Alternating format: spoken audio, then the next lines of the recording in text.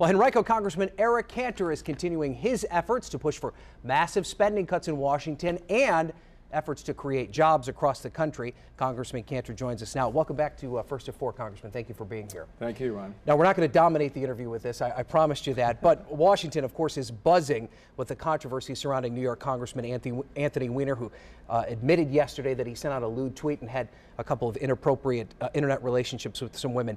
What do you think should happen as the result of this revelation by Congressman Weiner? Well, first of all, I think you got to say, look, we have a lot of really important issues that we're trying to solve in this country and up in Congress.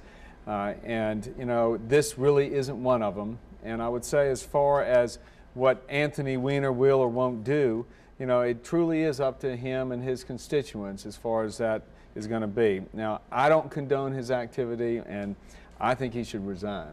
And that's as far as you'll take it. You leave it in his hands. There is going to be a House Ethics Committee, but from your perspective, you think he should do the right thing in your mind and step down? I just think he should spare us. I mean, you know, listen, we've all now seen for days this go on, and there's too many other things really that I think the people of this country are expecting Congress to do, and we've got a lot of work, and I just hope we can focus on what's important. Okay, and one of the things you think is very important is job creation.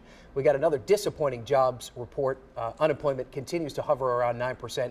It seems like the American people are starting to get frustrated at the lack of job creation. What can you do in Washington to turn things around? Ron, clearly the economy is not growing fast enough, and too many people are out of work. And that's why we in Congress and in the majority have said, look, we have got to focus on how we get Washington out of the business of making it more difficult for small business to grow. We know that small businesses are the disproportionate job creators, and that's why we are driving so hard in the discussions going on in Washington around the budget and the deficit to say, look, you know, Washington's got a spending problem. It doesn't have a revenue problem. We've got to make sure that we're creating an environment for entrepreneurs to jump back in the game. There shouldn't be any talk of raising taxes.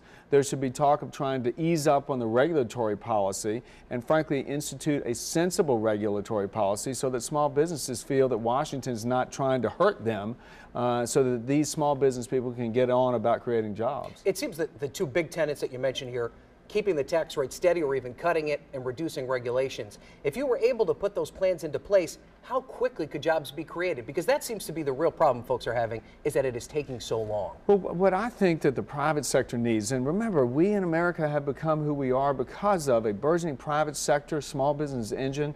What it needs right now is some stability, some certainty.